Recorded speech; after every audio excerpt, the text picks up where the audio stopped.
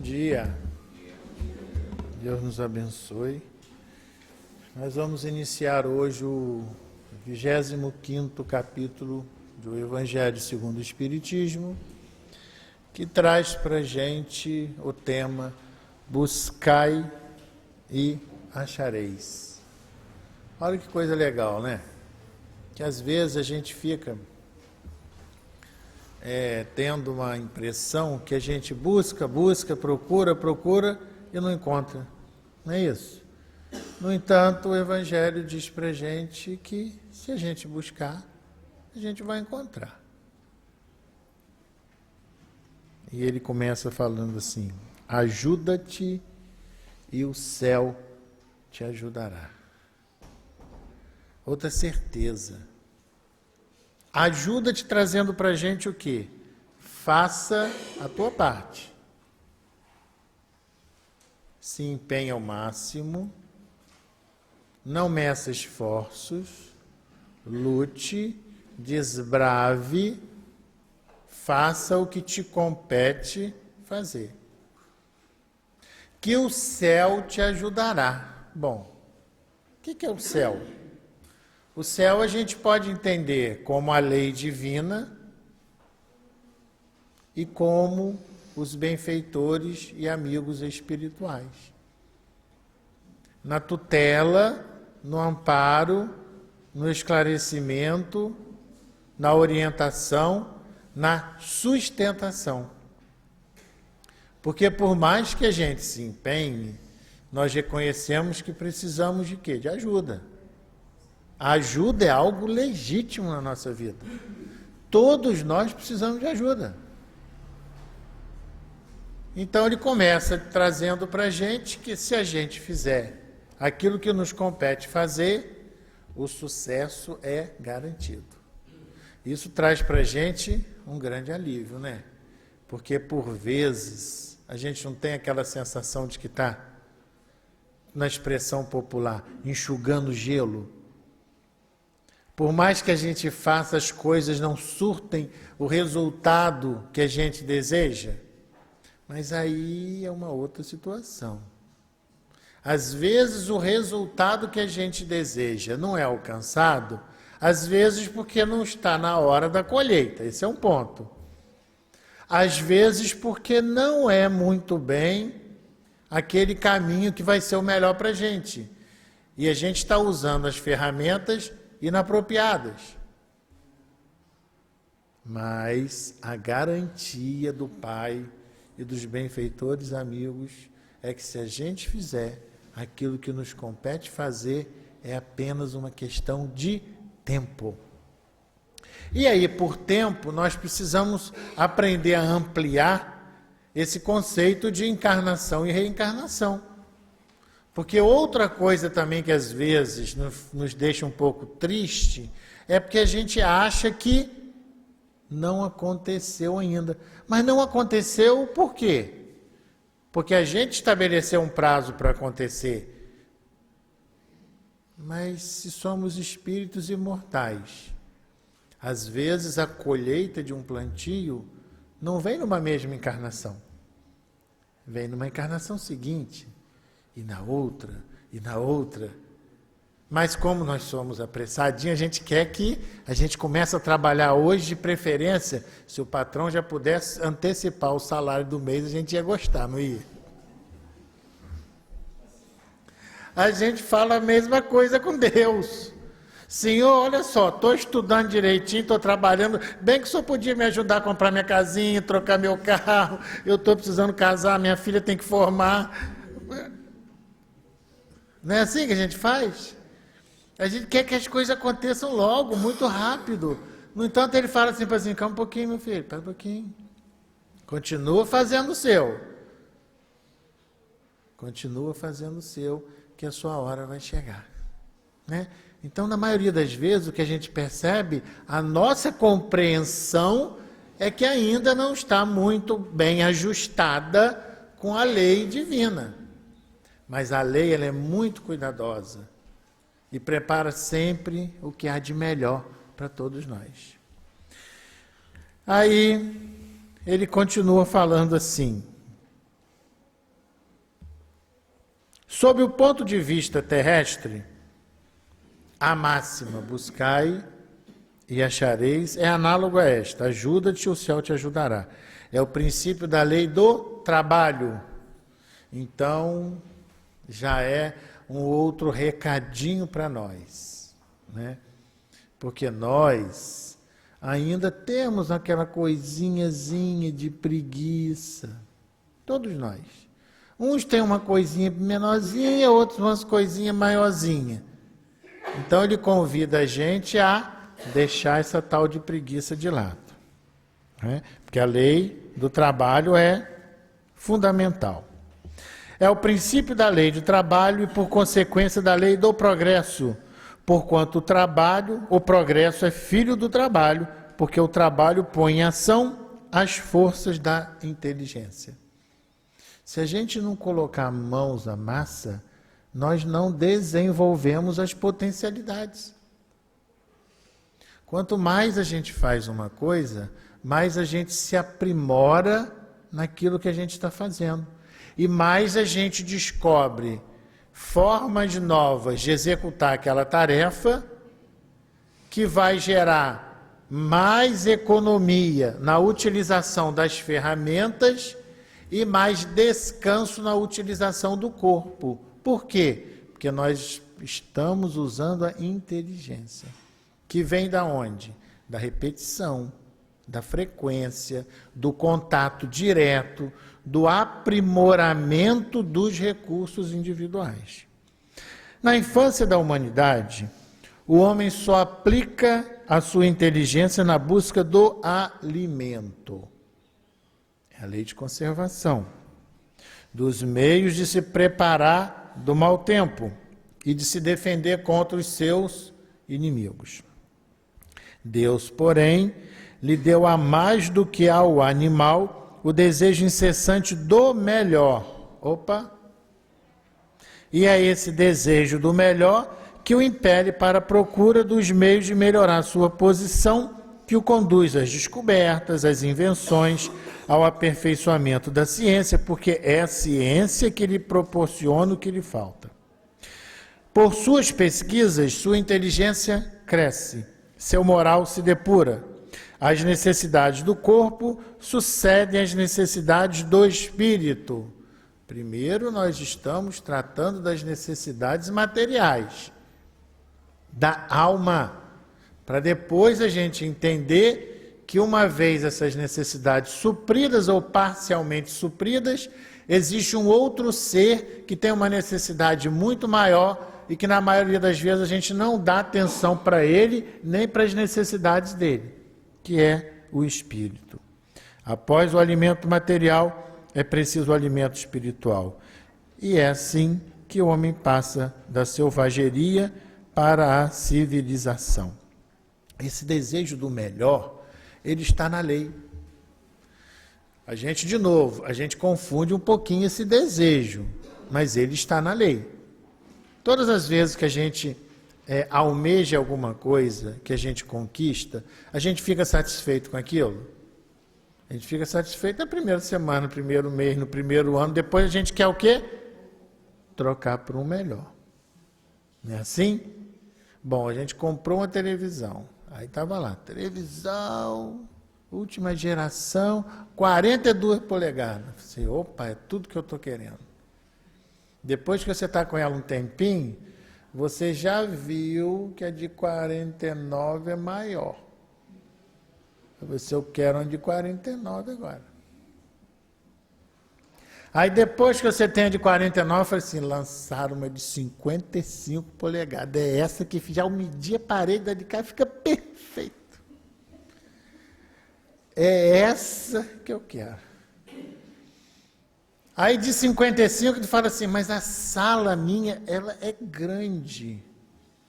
Se ela é grande, 55, não está dando para eu, assim, eu tenho que ficar muito perto, eu quero uma de 60. Não é assim que a gente faz? Aí quando a gente não pode comprar ou trocar, porque naquele momento o negócio está meio difícil, a gente faz o quê?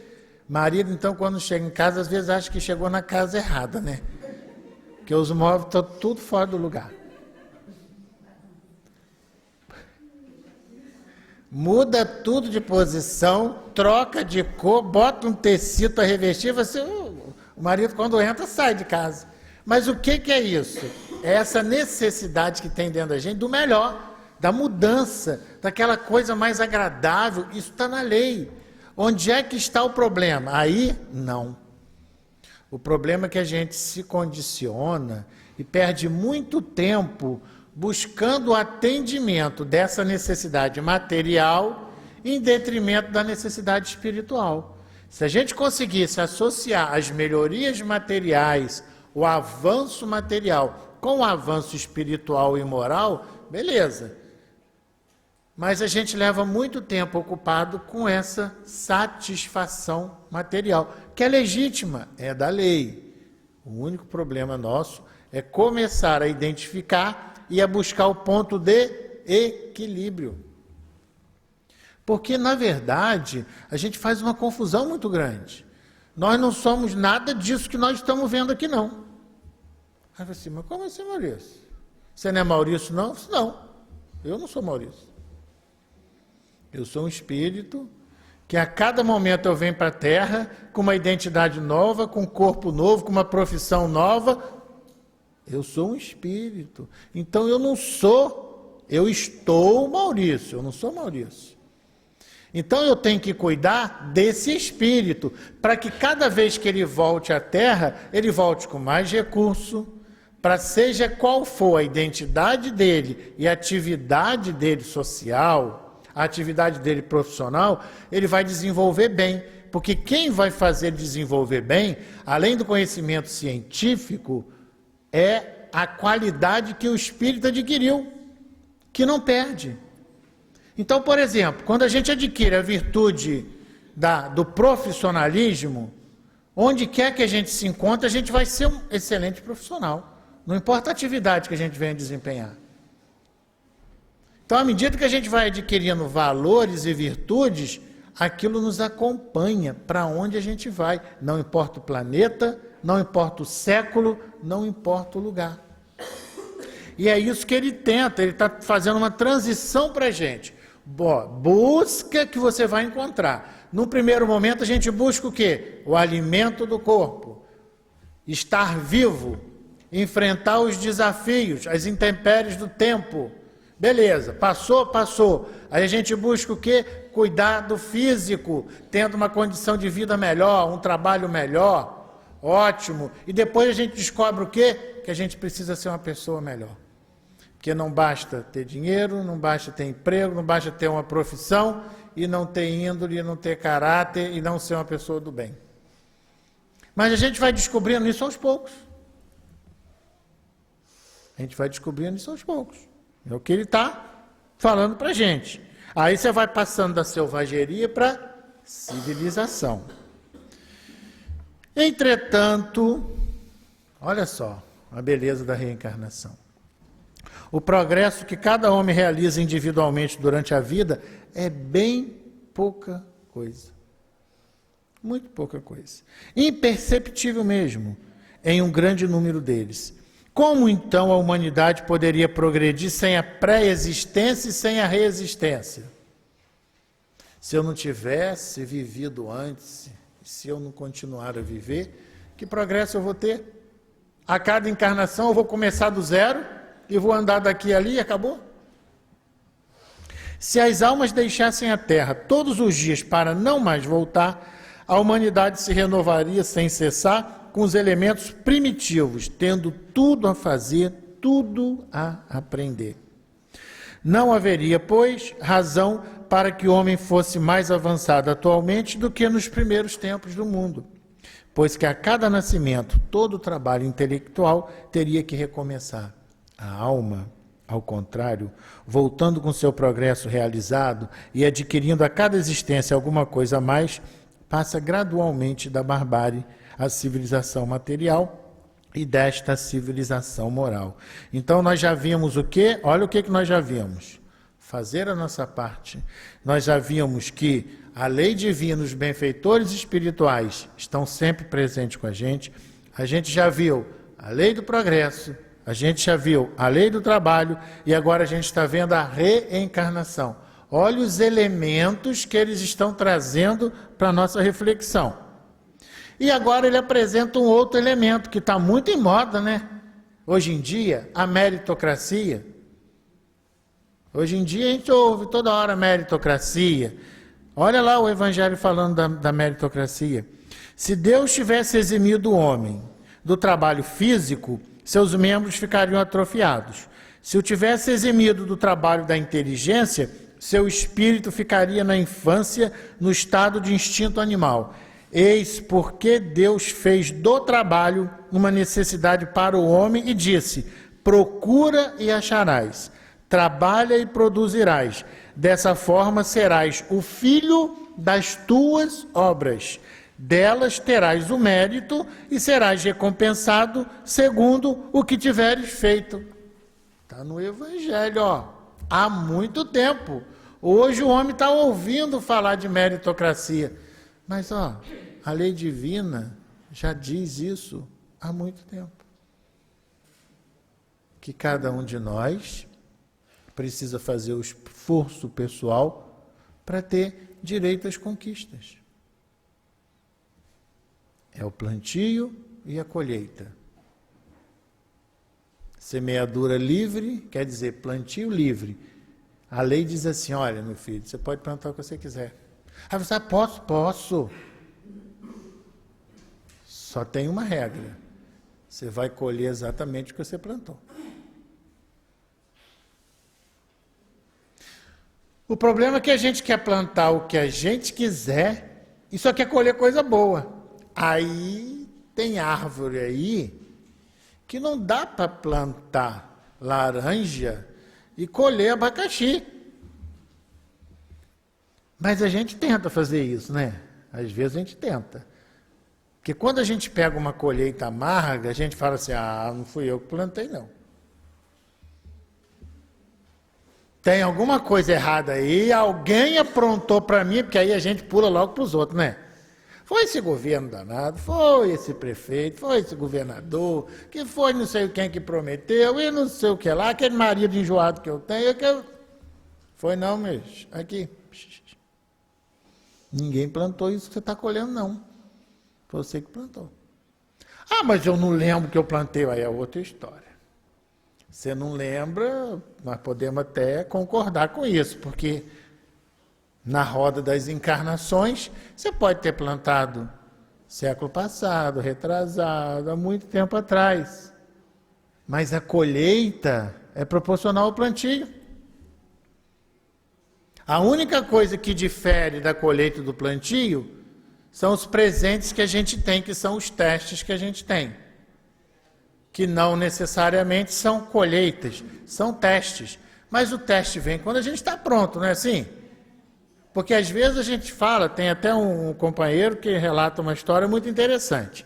Diz que ele estava um tempão treinando a paciência. Aí um dia ele queria conversar lá com Jesus. Marca um horáriozinho para mim que eu quero conversar com Jesus. Tá bom.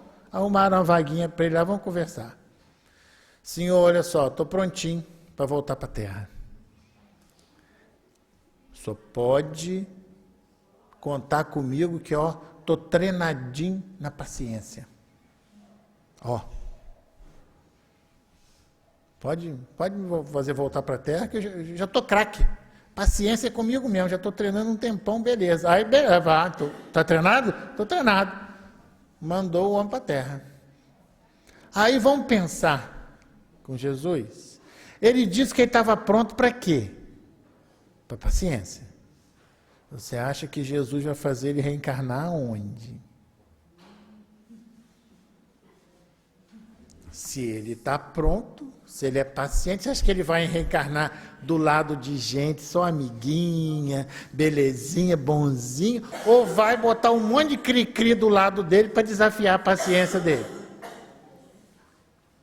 Aí a gente vem, não dá conta do recado, depois fala assim, mas olha só, eu fiz a minha parte. Eu falei, mas como assim você fez sua parte? Você não falou que você estava pronto, você era paciente? Você acha que eu vou perguntar o que na prova? Eu vou fazer as perguntas dentro do conteúdo que você disse que está pronto para responder. Então eu botei do seu lado, escolhi a dedo. Só aquelas pessoazinhas que vão te desafiar no dia a dia. Você está reclamando? Então tem esses testes também que nós passamos. Mas para quê? Para progredir. Porque já pensou? A gente passa por um teste desse, tira nota 10? Aí é uma beleza, né? Normalmente, em paciência, nossa nota é muito baixa. Normalmente, mas, como diz o outro, vai que cola. Vai que a gente consegue tirar nota boa. Mas essa nota boa vem da onde? Vem do nosso esforço. Não tem outro jeito, né? É obedecendo a esse princípio que os espíritos não livram o homem do trabalho de pesquisar, trazendo-lhe descobertas e invenções inteiramente feitas e prontas para serem produzidas, de maneira que ele só tivesse que pegar o que lhe pusesse nas mãos, sem ter a necessidade de se abaixar para apanhá-las e nem mesmo a de pensar. Se assim fosse, o mais preguiçoso poderia enriquecer e o mais ignorante transformar-se em sábio, e tanto um como o outro atribuiriam a si mesmos o mérito do que não fizeram. Não, os espíritos não vêm livrar o homem da lei do trabalho, mas mostrar-lhe o objetivo que deve alcançar e o caminho que ele conduz, dizendo-lhe: anda e tu o atingirás. Encontrarás pedras sobre os teus passos. Olha e afasta-as tu mesmo. Nós te daremos a força necessária se a quiseres empregar. Até agora nós estamos falando sobre o quê? Analisando sobre a ótica material, né? Aí ele finaliza trazendo para a gente um dos maiores desafios nossos, que é quando a gente vai superando essa parte material, a gente encontra a parte moral. E aí ele fala o seguinte: sob o ponto de vista moral, estas palavras de Jesus significam: pedi a luz que deve iluminar o vosso caminho, e ela vos será dada. Pedi forças para resistir ao mal, e a receberás. Pedi a assistência dos bons espíritos, e eles virão vos acompanhar. E como o anjo de Tobias, eles vos servirão de guias. Pedi bons conselhos, e eles jamais vos serão recusados. Batei a nossa porta, e ela vos será aberta. Mas pedi, sinceramente, com fé, fervor e confiança.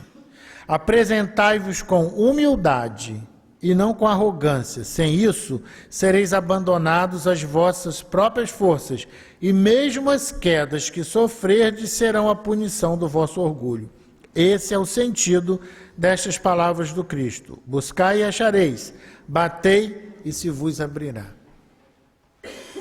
Então, quando a gente estiver achando que a gente está autossuficiente, ele lembra a gente que tudo que a gente faz com o nosso esforço, com o nosso empenho, só é possível porque Deus permitiu. E aí, ele reabre o canal de comunicação conosco, falando assim: do que você verdadeiramente precisa? Você já descobriu? Quando você descobrir, conversa comigo. Pede a luz que eu vou acender o farol para iluminar seu caminho. Está com a ideia confusa? Conversa comigo, que eu vou limpar esses pensamentos confusos para você enxergar as coisas com mais clareza. Está precisando de força? Conta comigo. Toda ajuda que nós precisamos, toda, está à nossa disposição. Quando a gente estiver se sentindo, que às vezes a gente se sente, né? Sozinho, abandonado, porque tem hora que a gente dá vontade de fazer o quê? Se esconder embaixo da cama, no quarto escuro, né? Aí a gente acha que a gente é o maior sofredor do mundo, que a nossa dor é a maior do mundo. E quando alguém vem falar dos problemas com a gente fala assim, você não sabe da missa metade. Minha vida é muito mais difícil que a sua. Você não sabe de nada, o sofrimento que eu passo. Né? Por quê? Porque nós temos dores muitas. Cada um de nós sabe da dor que enfrenta. Agora o Pai, que é todo amor, ele fala assim, você não está sozinho na sua dor, não. Estou juntinho com você. Agora, você está prestando atenção em mim ou na dor? É uma escolha também que a gente faz. Ao invés de a gente prestar atenção na ajuda, a gente presta atenção na dor. Ué, deixa a dor de lado. A dor está aí. É para a gente dar conta dela. Mas a gente não está sozinho. Doença é uma realidade? É. Falta de dinheiro é uma realidade? É. Tudo é uma realidade que todos nós passamos e enfrentamos. Agora, não estamos sozinhos em momento algum. Se a gente pedir as coisas certas e se preparar para entender, fazer a leitura do recado que a gente recebe, a gente vai conseguir dar conta. E a gente vai descobrir que a gente é muito mais feliz do que a gente imagina. A gente é muito mais feliz do que a gente imagina. Então, às vezes, a gente fica muito distraído com as coisas que o mundo oferece, que são importantes, que a gente precisa. Mas tem um mundo que a gente ainda não aprendeu a cuidar dele, que é o mundo interior.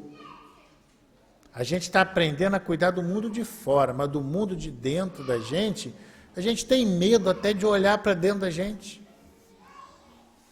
A gente tem medo dos nossos pensamentos.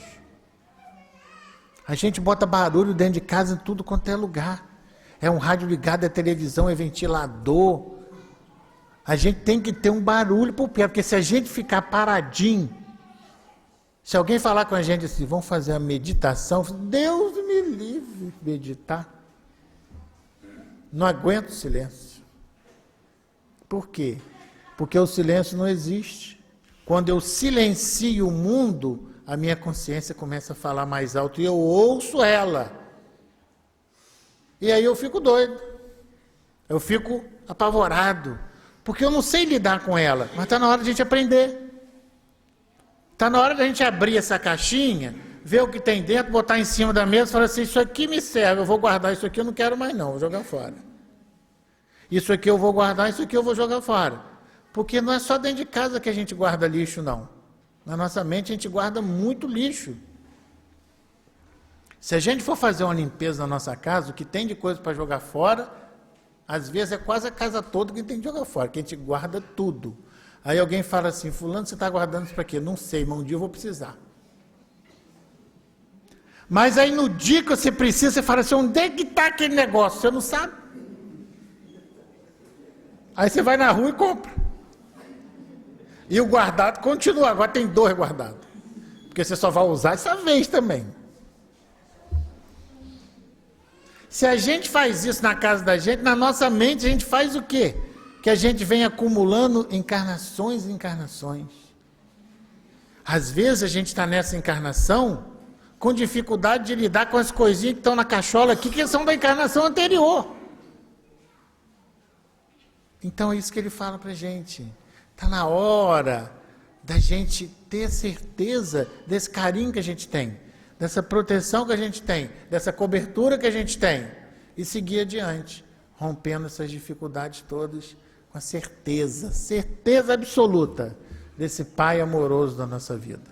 Graças a Deus.